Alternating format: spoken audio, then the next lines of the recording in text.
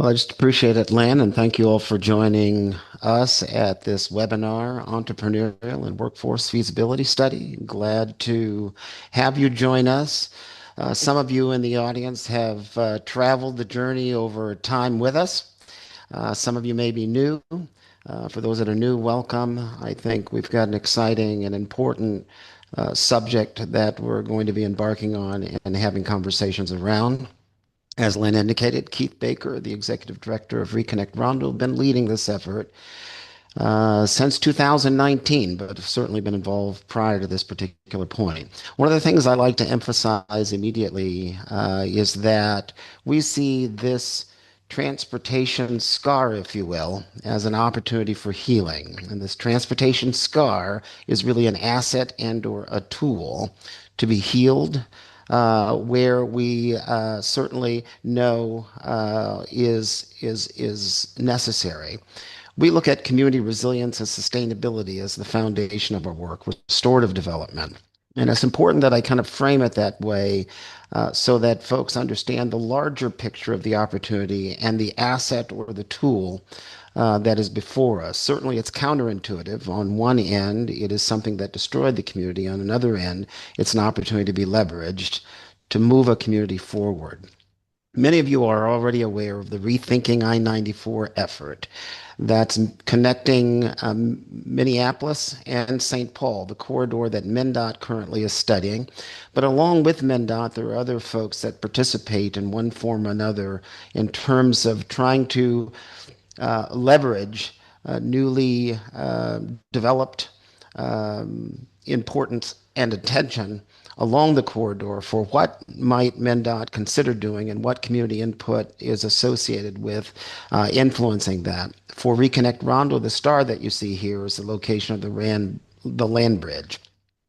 But we also know the importance of Met Council, the city of St. Paul, and Ramsey County. ReConnect Rondo's project is separate than Rethinking I-94. ReConnect Rondo is leading an effort to revitalize the community of Rondo, leveraging a transportation element called a land bridge to reconnect and reignite an African American cultural enterprise district. Certainly, it wasn't called an African American cultural enterprise district. It was called a neighborhood that had a social, cultural, economic, civic fabric to it, as well as a spiritual foundation to it.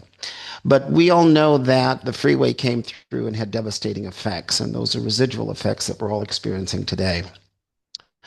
One thing that I think is important for me to present here is to really talk about the spheres of influence on a project like that. You've got residents, you've got descendants, you've got elders, those that were certainly tied in and impacted by the community across the board. But then you also have a nonprofit ecosystem that stepped in to respond and still is functioning in a wide range of ways.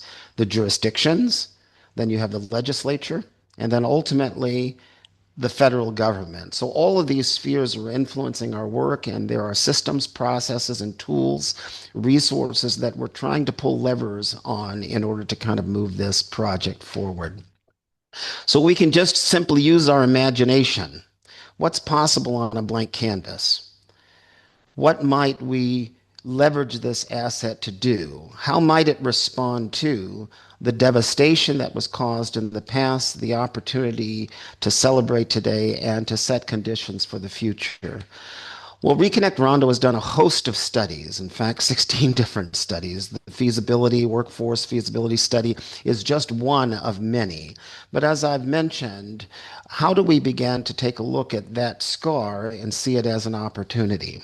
The potential for 576 housing units, 1,000 new residents, 110,000 square foot of marketplace. That's what our feasibility study says that we can put on this newly created platform. 21 acres, 13 acres of green space and open space. So I just want to point out a couple of studies that I think are important. Our anti-displacement community investment strategies, our restorative development work, our 4P financing model, Currently, we've got a traffic modeling study. Some of you may have attended that webinar as well. So we've tried to be very comprehensive in our work, and I think where we are today is important for us to share with you with respects to the project. I won't go through all of the history, but many may not know that the project was launched in 2009. This is when the idea came from community members. And you can see there was a formal apology in 2015. ReConnect Rondo as an organization was founded in 2017. The past prosperity study that I referenced a little bit earlier is the foundation for what we ought to be responding to. Certainly, where we are today is we've completed our neighborhood area plan. And that neighborhood area plan is set on July 17th to go before the Planning Commission for an update. We've conducted certainly our neighborhood area plan around 6 elements: transportation mobilities, park and open space, environment and resilience, cultural history and arts, housing opportunity, as well as economic development opportunity. All of these point to the comprehensive plan for the city, the economic competitiveness plan for the county, that all funnel into the Thrive 2040 plan that's part of what Met Council puts out there. And so we've been very intentional about connecting our key elements with specific policies and strategies to bring about the kinds of outcomes that we think are important. So as I mentioned, if we can just imagine what's possible, how do we leverage a transportation element for community building with the idea of restorative development? Well, this is what you've been waiting for. I'd like to introduce Lynn Pingle, and you've heard her speak at the top of the webinar. But Lynn currently serves as the Associate Director for ReConnect Rondo. I'm going to ask Lynn to take off that hat because prior to joining us, she conducted the entrepreneurial workforce feasibility study. And I'd like to have her speak to us as the consultant that conducted that, not as ReConnect Rondo's associate director, but she certainly can flip those hats on and off as appropriate. But I also want you to know that, Lynn Pingle has been in the space of working with small businesses, the small business ecosystem, procurement, capacity building for organizations through her company, Mackey Company. She currently serves on the Mayor's Business Review Council. Some of you on the call may already know her in her direct engagement with you. I met Lynn in 2015. We were both rowing the boat trying to respond to opportunities for those that are professional technical businesses, women and minority-owned firms, all the way through the construction trade. So with that, I'm going to turn the presentation over to Lynn Pingle. Awesome, awesome. Thanks for that, Keith.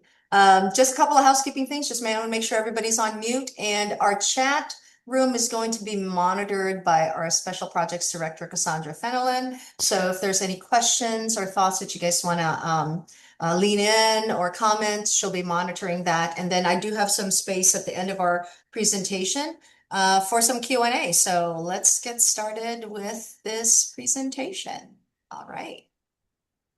Let me know when you can see it. Can you see it? Are we in full screen? It's making its way. There it is. All right, beautiful. Thank you so much for that. All right. So again, my name is Lynn Pingle. I just want to go over a quick agenda in terms of who did this study. I see Mitch Davis, who was my fellow consultant in this project in our attendee list here. I'll give you some study background and provide some information about the workforce study that came about as a result of our entrepreneurship engagement, the programs, procurement and contracting, and the recommendations that we made at the time the study was conducted.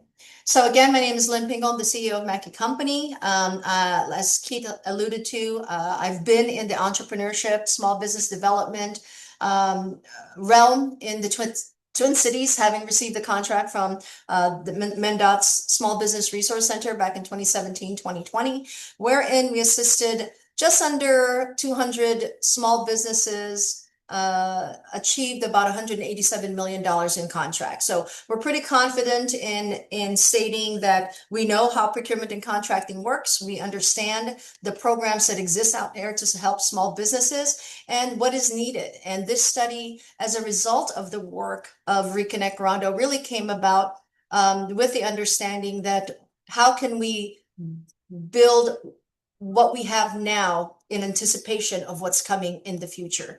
My fellow consultants, Mitch Davis and Davis Consulting, focused highly on the workforce development, and Jared Peterson with the Straightforward LLC looked at mechanisms and the data behind how do we support and enrich our small businesses, and what are some of the best practices and research that we looked at as it relates to this particular study.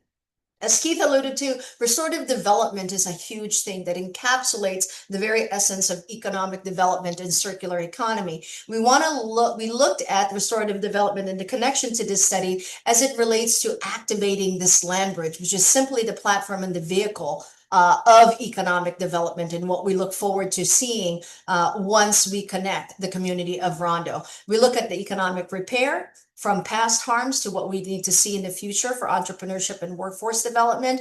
And we want to make sure we look at future industries that exist within the community of Rondo, the city of Saint Paul, Ramsey County, and overall the state of Minnesota. And while this study hyper-focused on the ecosystem in the city of Saint Paul, it can easily be replicated statewide, because this is a need that can be addressed or should be addressed for entrepreneurs in general.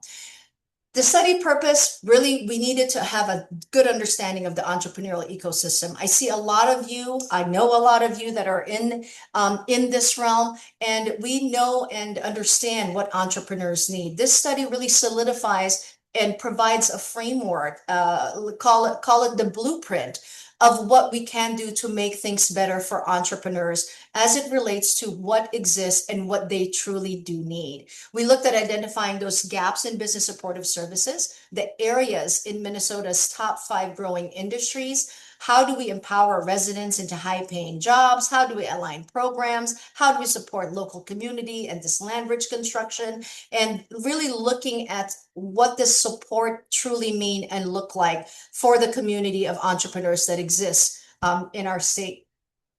Our study participants, really pretty diverse, right? We're looking at capacity builders. We looked at chambers and associations, government agencies that we interviewed. Then we also looked at comparing disparity studies. Everybody knows what the disparity studies have revealed in procurement and contracting. And for best practices, we looked at several cities, counties, and states that are doing right by small businesses, especially those that have certifications or have interest in expanding their small business programs, right?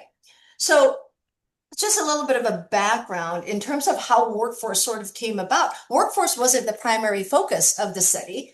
It was really about entrepreneurship. And what we found to be true was one of the biggest concerns that entrepreneurs had, even small businesses had, was the issue of workforce. And so these were some of the key findings. And I work backwards in terms of key findings as it relates to this, simply because there was quite a bit of things missed, right? There was licensing, there was collaborative support, the definitions varied, and the lack of support that existed within the ecosystem of workforce. Funding is always an issue, and then procurement barriers is always an issue as it relates to how do we strengthen and bolster small businesses that will eventually enhance not just Rondo's community, but St. Paul, right? Okay, so in our workforce analysis, we actually discovered 9 different industries that existed within a 5-mile radius of Rondo.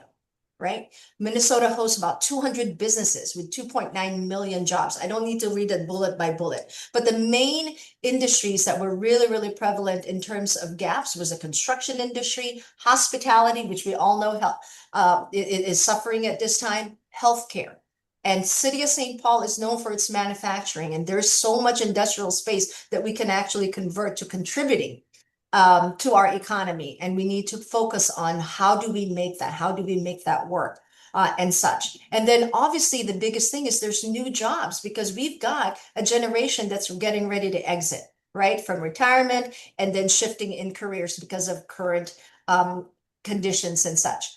We looked at the state and the 7 county job vacancies and the wage comparisons that exist, right? The median wage offered was $19.68, and the average is $19.96. Right. So when you look at those numbers and then the amount of vacancies, again, at the time of the study, this was probably a little bit higher right now. But these were the factors that we were looking at in our analysis to truly understand where are the gaps and what's missing and what's working. Job losses, you can see the numbers here. Construction lost, 2,000. It's probably more because of delayed in funding at the federal level. But professional and business services lost a lot during the time of this study. The root cause, it's availability of funds, affordability, and things like that were some of the reasons why. When we looked at Ramsey County's industry and occupational outlook, it wasn't too bad. The study area, about 6,500, a population that is 16 years and over that was in the market and is employed. City of Saint Paul, Ramsey County, and then the state of Minnesota sort of just expands upon the availability and occupational outlook for our workforce. Again, diving into specific industries, where are they at? What are they doing? What does it look like? You're looking at management, business, finance, and again, these are the specific industries where in the workforce outlook is looking positive, right? It's not anything that's contrary, indicative of the polls. Ooh, could I have somebody mute? I'm hearing someone on the back end there. Okay, thank you. And such. All right. So one of the findings that was really, really interesting for us upon discovery was that there was a lot of licenses that was not tracked. Now, of course, with this DEI movement, they weren't tracking that wherein we can't track race and gender, they weren't tracking it to begin with. And there was a lot of data that was limited that we could pull from that. One of the biggest things that I often wonder is how can we develop workforce programs in under-marginalized communities when they don't track race? Was this just an assumption? Was this somebody's research that they funded these types of things? And what was the tracking and the connectivity to the overall business ecosystem? And what were the pillars? We looked at different industries like arts and retail and other supporting industries. When we looked at specific data, we focused on construction, material management, clean energy. I think I saw somebody from Native Sun as an audience here. So we looked at all of those industries to really understand certifications, to really understand what are the training programs and what are the equitable pathways that could actually include entrepreneurship within Rondo and the city of Saint Paul. So our findings really lived in these 5 different industries. Construction. Within this 5-mile radius of Rondo, again, city of Saint Paul, we found a strong expertise in construction. There was a lot of infrastructure for professional services, but there was a need for legal and financial services. And by that, we mean support services, right? Hospitality, thriving food scene. However, it's also depleting just based on economy and things like that. Retail, we all know the strength of liquor licensing, but there are gaps in clothing and sports retail, which is an indication of growth areas. And then obviously technology, constant demand for digital infrastructure. In one of ReConnect Rondo's study, it was a broadband study, it actually demonstrated the gap in technology services and fiber services that exist in Saint Paul, and it actually follows the red line. So I would encourage you guys to look at ReConnect Rondo's resource page and reference some of the studies. There's some one-pagers in there that I think you guys will find quite interesting as it relates to some of this work that ReConnect Rondo is doing. Another thing that we discovered was the connection of licenses to the workforce opportunities, right? In the creative industry, there was no database. I think Ms. Robin is on the call. There's no database that collected all the performing arts, all the graphic design, all the media producers, out there so that we can create a pathway, a career pathway for employment, let alone entrepreneurship and guidance there. Healthcare and well-being, same thing, demand for workforce training and daycare, mental health, and such. It's a growing local need, but there was a gap in the licensing, tons of license, but no connection to opportunities and such. Material management and manufacturing, again, I'll go back to the city of Saint Paul is a huge manufacturing city back in the day, right? But the training programs in material handling and supply chain management was lacking and can actually increase job readiness into the workforce. Clean energy and technology, we all know. We all know that there's a huge demand for it, renewable energy installation and technical engineering roles. While there are program providers that do train, like Native Sun and Solar Bear, and others in Minneapolis, James Staples actually has a program as well. Can't remember his organization's name, but there's a need and a demand as it relates to green energy because everybody is concerned about the air that we breathe and the ground that we walk on. Last but not least, technology. We know that Metro State has one of the largest cybersecurity programs that exist. But there's also a demand and a need for software services and digital infrastructure. So there's plenty of opportunities. And again, we have licenses, we have individuals that are certified in this work, but we're not connecting them to the workforce opportunity or the entrepreneurship realm. And again, there may be programs that exist out there as it relates to these workforce and such. At the time of our study, this is what we discovered. And there may be new programs that have developed since our study was completed. So let me dive into the entrepreneurship side. This is where the small businesses and most of you guys in the audience live. Right. So out of the small businesses, we surveyed 2,400 small businesses within the city of Saint Paul, and 708 survey responses was received. That is a phenomenal response rate for a lot of surveys. And I know if you guys have done it, that's nearing 29% return, right? That's pretty cool. What did the small business profile look like? Most of the small businesses had a revenue of under $2 million, most definitely in that micro or emerging small business size. 53% have operated 4 to 9 years.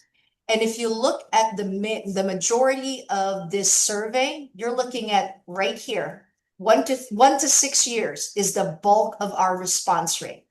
That makes up 70% of 708 responders that are in that 1 to 6 years. So they've got business development and scaling opportunities here. We surveyed 17 different zip codes within the city of Saint Paul, and that kind of tells you who responded and where. 96 are 55104, which is Rondo's prevalence district. Again, diving into what the profile looks like, we looked at certifications. How many had the DBE, which is a Disadvantaged Business Enterprise Program, SBE, and so on. We had a pretty great mix of representations as to who had certifications. Great mix of gender as well as the ethnic groups that exist within the 708 responses that we received. And so we get into the nuts and bolts of the challenges that businesses face. It is not a surprise to any of you that the lack of working capital came up first, right? But what was really surprising, and I think this is something that even myself entering into the city of Saint Paul or into the state of Minnesota, there was insufficient industry training. And by that, I mean construction, right? Retail, management, even technology firms, and things like that. We're looking at day-to-day operation guidelines as it relates to how to run that business. We could all create business plans, but how do I actually operate a retail store, a plumbing company, and so on and so forth? Resource accessibility challenges. It was hard for these folks, these 708 businesses, to identify what resources did exist. How do they even get in? And the entry point was difficult and overwhelming for them. And we'll dive a little bit into that as well. Workforce demand, the quality, availability issues, retention strategies need to be explored. And then inadequate business processes. I know most of us are aware Some of our small businesses don't have a marketing strategy in place. They don't have good bookkeeping background in place and social media, right? So these are just some of the business processes, but these were the five that really surfaced and came to light. Participation challenges. Hey, our entrepreneurs are in workshops. They have attended a lot of the programs that you guys have, right? But they continue to face hurdles. One of the biggest, over 200, slightly over 200, said there's missing scaling support. Just under that, no industry experts. So for businesses, again, 70% of 708, somebody do the math on that one. You're looking at the 1 to 6 year old business that is saying, I need scaling support and I need industry expert because I'm in that stage of my business, right? And then you've got guidance on operations. I look at guidance and operations as it relates to, again, industry expertise. How do I run a restaurant? How do I run a retail store? How do I run, and so on and so forth. So that's what we're looking at when we looked at participation challenges. We also surveyed the organizations that provided the programs, right? I mean, through conversations, through our research and everything. And if you look at capacity builders and government agencies and just go straight shot across the board, who's offering business development? Are they a resource referral? Are they industry specific? One-on-one tech, mentoring, loans, and grants. You can look at a couple of organizations that actually achieve the perfect, check boxes, right? MnDOT provides all of that. Neighborhood Development Center also provides all of that. The rest, heavily on resource referral, right? Heavily on resource referral. And that may be because, hey, we want the subject matter experts that are out there already doing this work to continue doing that work, and we would rather refer out. And while that's a great model, our small businesses, at least 700 of them, kind of have some opinions and thoughts with regards to that. So what is the pros based on the program analysis, right? And so again, we also ask our small businesses, what have you participated in? And survey says NDC wins, right? There's been more of these small businesses out of 708 that have engaged with Neighborhood Development Center. So kudos to them. City of Minneapolis and City of Saint Paul, they're right there with you with the programs that you're offering. So what was the positives? Hey, the mentorship, huge, because that is very much needed by small businesses. The financial grants that assisted in cash flow. The workforce and the technical experience as it relates to business planning, budgeting, and networking opportunities, A plus, right? And what was amazing to us was 11 to 15 hours of general development workshops have been attended by these businesses, and they have received 21 to 30 technical assistance. So if you're offering those, kudos, because that is awesome. Small businesses believe that's working. And then on the other side of the fence, we looked at what wasn't working. 40% of the small businesses surveyed are demotivated because industry expertise is missing, right? 543 reported less than 10% growth in revenue after participating in workshops.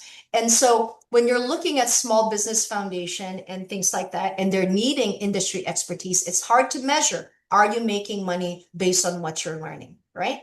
16.9% worry about scaling. How do they grow? Again, 70% of 708 businesses, 1 year to 6 years is worried about scaling of that, right? 17% of them, right? Specific operational support. And the most surprising is most of them were not aware of available resources. And that's amazing because I know for those of us who is in the room and it's doing this thing, you may feel like you're pushing this out there, but some of them out of the 708 were not aware or were familiar with some of the services that we're offering. With regards to program challenges, the biggest thing, not relatable to specific industry. So I think you guys are getting the rhythm and the pulse. Industry specific is greatly needed, right? Same program offerings, just a different provider. That was also an interesting statistic that came out. And then no industry specific person in the center. So people are going to the centers, to the business centers, to the resource centers, to any of the training facilities, but they're lacking that industry specific. So again, and such. Another interesting is the referred to too many people. That came in at 15%. So people are actually getting referred out, and they're not feeling it anymore, right? And such. So this was the overall sentiment. These are direct comments and quotes from our small businesses. Scale and build legacies. Systems are working against entrepreneurs. Misaligned visions hinder future business potential, right? Need for customized resources and intentional lending, which we're going to talk about lending.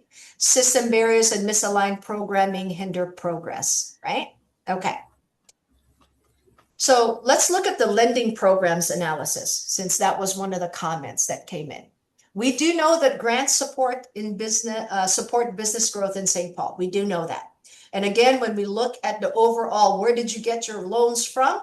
This is what came out. MEDA, City of St. Paul, those are the top two, quote, where folks got their money from, right? 61% of the 708 surveyed applied for loans. All the loans were mostly under 25,000, and they use them for expansion, hiring staff, inventory, payroll, and improving office space and marketing. All things that we have heard small businesses need and utilize their money for. However, the loans are not favorable to entrepreneurs. I want to highlight that last sentence at the bottom of this page. Out of 708, 200 businesses had an interest rate of 6 to 7%, some higher than 8%. If you all know what the profit margins are for a small business, having to pay 8% wipes it out completely. 6 to 7% barely gets you there, right? And what was their experience in this loan? The majority said the process was complicated. And then if you look at, let me connect that. NDC, City of St. Paul, MEDA, those were the largest providers of the loan surveyed out of the 700, out of the 200, right? And half of them said it was a complicated process, right? And then 24% said difficult to navigate and it took too long. And more than likely, upon interview of small businesses, what took too long meant missed opportunity. They couldn't close the deal because they didn't have that capital. The majority of the loan rejections, credit and length of business. So we really ought to look at this definition of character lending when we're looking at some of this. And I know some of our institutions do look at character lending. Then we dive into my favorite topic of procurement and contracting. So what does a procurement landscape perspective through the lenses of an entrepreneur, right? Supports operational growth and economic development. It's a reliable revenue source. Agencies promote inclusivity in contracting, right? Challenges persist for marginalized groups. And then government procurement does truly benefit small businesses. And I actually completed a research paper with regards to how government procurement truly helped the economy, including the City of St. Paul. Findings. It should come as no surprise, or it may be a surprise to some of you, that some of our small businesses, at least the 708 that replied, said that they do not enhance opportunities, these certifications, right? We're talking about the DBE, MBE, WBE, the WSOB, the veterans, and many others, right?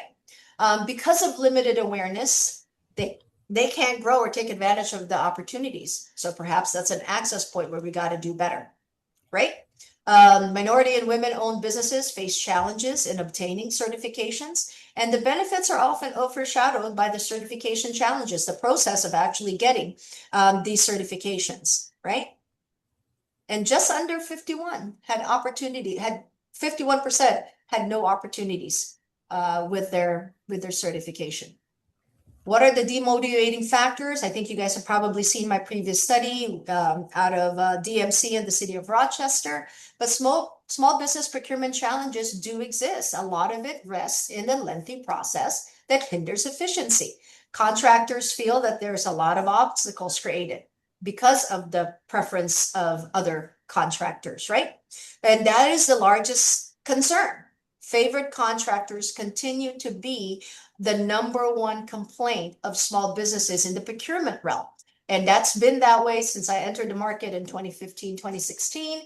And it continues to be a prevalent challenge. Slow payments, right? Lack of responsiveness from a project manager and the process of bidding are your biggest hindrances in procurement and contracting. And while I know the city, the county, the state have done their best to try to streamline some of these programs, it is still, at the time of our study, a challenge for a lot of our small businesses. What is the sentiment? Again, conversation, direct quotes from our small businesses. The buyers within the entity, within the government entities, lack training. They lack training in pricing, purchase, and projects due to minimal industry experience. Favored contractors, trust issues in fairness, competitive disadvantage, larger firms dominate, right? The cost of access, they're paying to download or even submit a proposal for the opportunity. That's insane, right? Daunting process, overwhelming for small businesses, per communication, project managers are often non-responsive. So these are something for government agencies that are on the call that we ought to look at and see how can we do better. All right, so I'm going to dive into these recommendations because I want to leave space for a Q&A. So what does Mackey Company recommend as it relates to Rondo and what we can do in the ecosystem of small businesses and the landscape of procurement and lending and business development? We want to make sure that we as Mackey Company had looked at all of these different factors, centering community voice. How do we connect economically as a core strategy? How can we prioritize community to help shape the plan? How can we co-create across different sectors, right? And how can we not just be consultants, but rather work and ensure the community is part of the development of what's good for them, right? And then how can we scale this so that we become the model for other cities and counties, right? And so we first look at what did it mean to be successful? Take a picture of this, because for those who are in the development realm, this is really, really important, because this is the voices of 700 businesses in St. Paul saying, this is what we mean to, this is what we need to succeed, right? And again, capacity builders, nonprofits, and government agencies are doing some, but not all. What is awesome to see here is that economic development and business retention is a successful perspective across all the 4 stakeholders, right? But then it starts with the gap. So take a picture of this and find a way, work with ReConnect Rondo, work with us to try to see how we can help you streamline some of this stuff. And let's solution this out as part of the community, right? Task force. This is one of the things that came out of it. Small businesses, because they were tired of the referral and everything. Could the state, perhaps, I don't know if there's any state Department of Admin here, but could we perhaps start a small business task force and a statewide business navigator? I know this is something that's being talked about at the city of St. Paul. Guess what? This just proves and validates it's so needed, not just for the city of St. Paul or Rondo, but for the state itself, right? Develop a single online portal, create an external system that tracks license and connects it to procurement and workforce and certification opportunities. How can I know we have a unified certification application, but it's still kind of slightly disjointed in that way. How could we deliver tailored training programs and funding programs that actually work for small businesses? And then let's monitor it. How can we monitor to ensure that we're actually increasing revenue, increasing people power within our organizations, and ensuring the success in a transparent manner across all the sectors that exist, right? Workforce and licensing, simple. Partnership and collaboration, industry partnerships, it's important, especially on those 9 industries that exist. How can we convert workforce to entrepreneurship? Let's focus on those underrepresented licenses. And could we perhaps create a badging system to track training progress? Internships, huge champion of internships. ReConnect Rondo has 2 interns from McAllister that's working with us. And so it does It does work. The city of Saint Paul has a Right Track program. So lean into those programs because that's equally important in exposing our young generation into industry, right? Network and mentorship, and then obviously government and policy support. What type of tax incentive for training can we create and promote for our entrepreneurs that are emerging or in this 1 to 6 year of age, right? Specific training. These are the industries that are in the city of St. Paul that would need to be equipped with essential skills and develop that learning culture, develop a mechanism to bridge that education and employment gap. And I gave some specific things because this was called out by the small businesses in construction, project management, job costing, certified payroll, arts and creative, musicians, technology, graphic design, digital arts, hospitality, mechanisms for culinary, catering events, hotel management, and customer relations. These are all tracks that people can start developing to teach because our entrepreneurs are asking for industry specific guidance and support in operations. Small business solutions. How do we attract experienced workers? We can tap into our educational partnerships, intentional job fairs related to industry, right? And again, small business solution tied to industry specific training, partner with experts, organize industry specific events led by industry professionals, right? Connect small business owners with successful entrepreneurs for guidance, that mentoring that small businesses feel will lead to their success and such.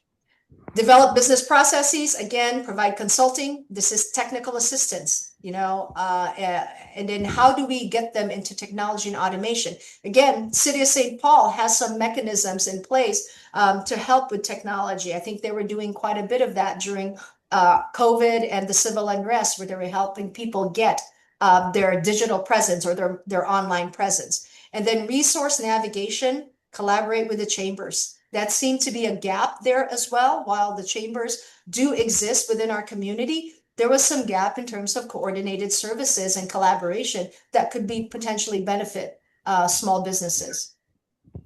Lending programs. Ooh, here you go. Simplify it. Let's start simplifying by creating a fast track program. How about that? If the loans are under 25,000, let's shorten that application process and expand some of these offerings. I don't know if I have any lenders on the call, but this please take a picture of this one, right? Provide support in mentorship programs, address funding disparities, equity focused programs, inclusive outreach, regular audits and bias training, financial products. How about some 0% interest microloans, right? Tailored solutions to these small businesses and provide lower interest rates. Again, if I have any funders on the call from nonprofit organizations and philanthropy, you guys are already doing some of this work and maybe funneling it through some of our nonprofit organizations. But this is just another validation as to why we need more money in the ecosystem to help these small businesses and give it to us at 0% interest rate. And again, growth funding. Scaling a business takes a different type of dollar amount. It's not a $25,000 loan. It's not a $100,000 loan. For a construction company, it's close to $250,000 to even get to play in a small pond, right? So these are just some of the lending practices that we really, really need to focus on and really, really try to help small businesses. In terms of procurement and contracting, dual procurement education system. Both sides of the fence got to get educated on procurement and everything. Buyers, train buyers how to effectively price purchases and projects so that they know how to use certified firms. Technical assistance, countering favoritism, ensure open bid and implementing a rotation system. That would be kind of cool so that the same, even small businesses don't keep getting the contracts over and over again. Let's create some type of a tiered system there. Simplify bidding processes. I think that's been the cry for a lot of small businesses in the procurement realm to try to simplify that and such.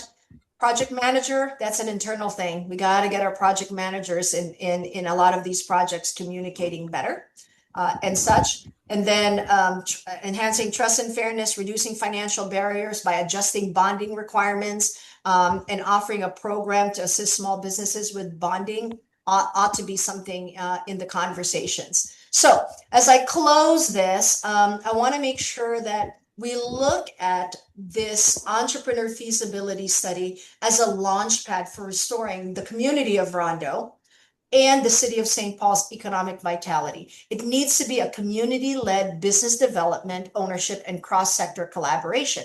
And these are the three buckets. We like to work in three small, short buckets, right? It needs to be community-led because the community voices of small businesses gotta matter. If they're telling us through this study what they need, it is up to us as capacity builders, as leaders in the organization to shape that way. And one of the things that Rondo, or ReConnect Rondo, is looking at doing is this circular economy. How do we keep the businesses generating revenue in the city of Saint Paul? And ReConnect Rondo does have that model in place in terms of how to shape that in the restorative development plan. Shared leadership, elevate grassroots leaders as co-designers. Wow, that's going to be a big thing. How can we bring everybody, let alone how do we pick which grassroots leaders are going to be in the room to co-design? It's happening, but it's not happening at the level where small businesses are feeling the results, right? Unite sectors to co-create lasting influential change, infrastructure and systems change. This is huge, right? Leverage the land bridge as the economic engine. Folks, we've got an opportunity to pilot all of these entrepreneurial initiatives in the work that ReConnect Rondo is doing and in the work that you are already doing. So lean in and let's figure out how we can come together and coordinate this effort to truly help small businesses, right? How can we build economic renewal, design places that grow and generate community capital, make sure it's open and accessible to all? And then again, economic opportunity, revive Rondo's economy, revive St. Paul, restore 300 businesses that were destroyed by the freeway. How can we do that for Rondo? Because if there's 300 new businesses in the community of Rondo, guess what? St. Paul is going to prosper, right? How can we do a cultural enterprise that sparks ownership, shared ownership models, and career pathways? And so with that, I think Council Member Bowie is or was on the call. This was a quote that she gave us after reviewing the study, right? A city actively engaged in supporting small business is a city that invests in its future, right? We can turn these lessons into action, ensuring that every investment in our city yields lasting growth and opportunity for our small businesses. And so with that, I know Cassandra has been monitoring our chat. I do want to post those or share those questions. Maybe if you can call them out, Cassandra. And then I would also like to make sure that for those of you that are in still with us, to go ahead and raise your hand and we'll try to capture your questions and such. And then last but not least, please scan and follow us on social. And if donation is possible, please also donate to ReConnect Rondo. So I'm going to stop share so I can see the hands that go up, and we'll go from there. We've got about 10 minutes or so to answer some questions. As of right now, Lynn, there are no questions. So please, anyone, if you have any, please shoot them our way. Awesome. Excellent. Thank you. I see Council Member Bowie. I don't know if you have some follow-up thoughts that and we'll put you on the spot to say any thoughts on what you saw and any feedback. Oh, no, not put on the spot at all. I actually was just going to unmute and just say thank you so much for the leadership, also your expertise, and just even the investment into these studies. This is just one out of many studies that gives us the valuable information for us to make informed decisions. I think about my role as not only a policymaker, but also who's making decisions in terms of how the city should be investing and like where we should be building infrastructure.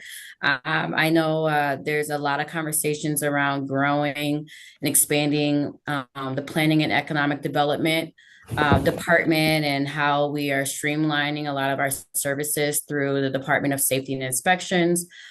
Those two departments really are in charge of growing our development and is the foundation of what we see as a partnership to grow the economic foundations that we need in the businesses and the goals that we have.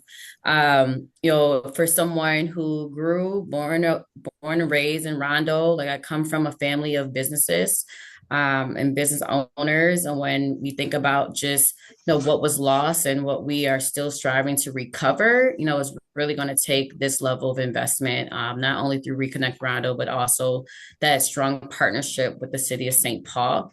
I also just want to just highlight too, I really appreciate the focus and the scope in terms of which service industries we should be investing in. I know myself and the economic development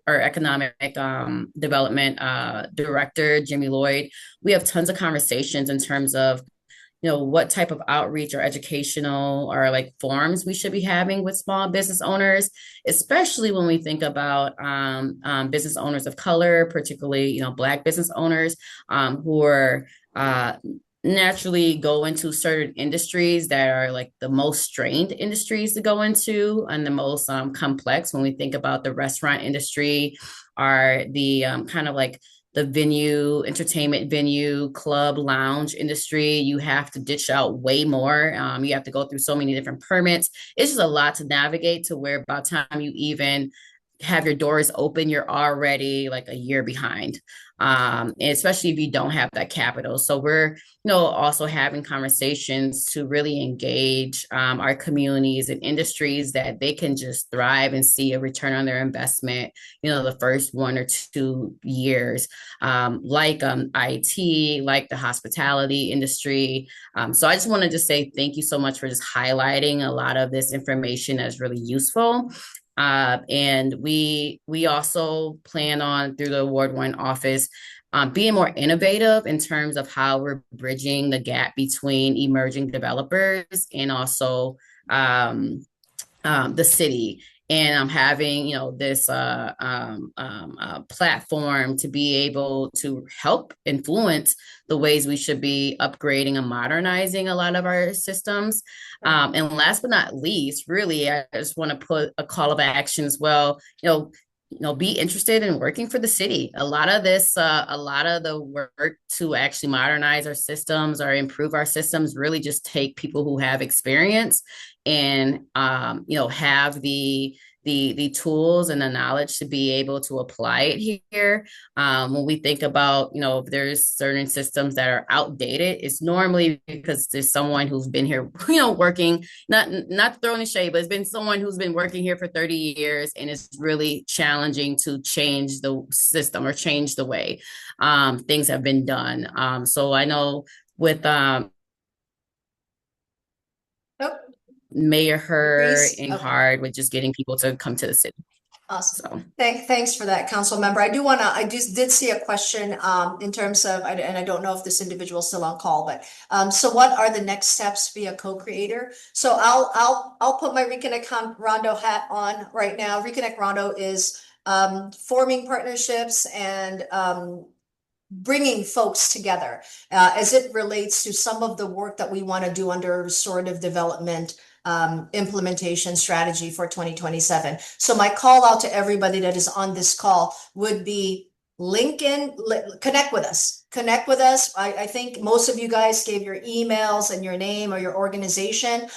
If not, find me, find Keith, find Cassandra, connect with us, because we are going to be doing convenings and bringing people into the room to have conversations about how we move this system forward. ReConnect Rondo is not in the business of developing small business programs. We already have the ecosystem that exists. What we want is to make sure that the ecosystem or the landscape is improved based on the feasibility studies that we have. We have more than, like Keith mentioned, 16 feasibility studies that talks about how can we improve, not just Rondo, but the city of Saint Paul, Ramsey County, and the state of Minnesota, because the framework exists. We just all need to gather together, be in the same room, and have these conversations based on statistical facts, right? And then how do we shape these programs? How can we help you get the programs that small businesses need? That's really what it is. Keith, do you have anything to add? Yeah, I just so appreciate the conversations and the questions, but I do think it's really important. It's a large proposition, it's a large vision. Transportation knows how to build a land bridge. The question is, how do we prepare ourselves on what is going to go on top? How do we begin to work within the nonprofit sector, the arts sector? How do we begin to work within the small business environment? So we really concentrate on 4 Ps. The public sector, right? Those that are part of the infrastructure visioning and planning. The nonprofit ecosystem, being a part of the public and people side, but also how does philanthropy lean in? How do our educational institutions lean in? We need to begin to organize this in advance of the actual structure. So when the structure is built, right, or as it's being built, we've already created those pathways, right, and we've set the conditions across the board. So I just appreciate this study because we all know how important economic development, small business development is, workforce development is, career pathway development is to a healthy environment, a healthy community where people can take care of themselves, their families, and their community. Absolutely. I see two comments. Robin, you are absolutely right. Arts needs to be in the center, and that was resounding in our conversations with workforce and entrepreneurship, that arts needs to play a part. And we really need to create some type of infrastructure for our artists and our creators to be able to even connect. There's pockets that exist in Rondo because Rondo is so full of arts and creators and things like that. But connectivity of that as it relates to workforce and as it relates to entrepreneurship is lacking. Nick, are you still here? I just want to make sure. I see your comment with regards Yes, to I am still here. Thank you. And that was awesome. you were talking about Jamez Staples with Renewable Energy Partners in North. Yeah, thank you for that. Thank you. I couldn't remember renewable. Yes, thank you. But Nick, to answer your question, both Keith and I have worked closely with the union leaders as it relates to some of these projects. And we even put forth a proposal to allow for a gradual transition for non-union to union. So the conversations have occurred and will continue to occur, but there needs to be like this group needs to come together to help figure out what does that pathway look like. Most of you guys know I hail from Europe and Asia. We are a 100%, almost 99.9% union, and we understand the dynamics of union. I've had to develop programs for non-union trades and non-union construction firms to gradually get into the union because the union does cost. So the framework is already there, and that's what we're trying to do. We have frameworks, we have examples of work. Our studies have given the recommendations, and ReConnect Rondo is pulling individuals like yourself into the room so that we can start these convenience, because that's where it's going to matter the most, because together we can do a lot more. Yeah. So I want to make sure that we are cognizant of time, and as such, it's 2:02. Are there other? Yes, we'll post the video and we will share. So please reach out to us so we have your email if we don't have it already, and we will share it with all the participants that are here. We do have a one-pager, so you don't have to read the full report and such. But thank you, everybody, for joining Hi, us Lynn. today. Oh, Naida. Naida, Oh, Miss Naida, so sorry. Great, great study, great information. I've heard it. A lot of those things you brought up over and over again as being a former developer, especially from whence I retired. But one of the things I'd like to ask, and maybe it's because I was curious as well, and then maybe it's something to explore as a developer of new construction and new business, small business space. When you're trying to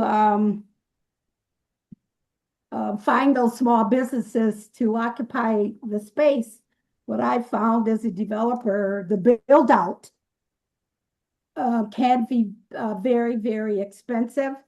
And so most small businesses are, building or retrofitting this space to their business. And so the build out can be very expensive because as a developer, we're delivering a vanilla shell. And so is there any exploration, or maybe you have the question, because my dream would have been, how can we as build more affordable small, new space. And with the land bridge, looking at the land bridge, all of your, the businesses are going to be new space Yeah. that small businesses will have to do the build out. So is there any thoughts around that, and or is it something you're thinking about exploring? Yeah.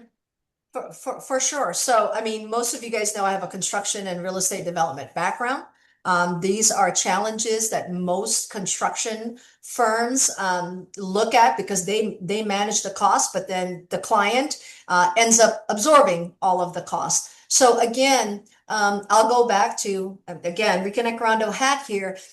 We as a group, the individuals that are still on this call or continue to be on this call, we have to come together and have these conversations. We have the model, right? We have the model. We're going to put this model to work.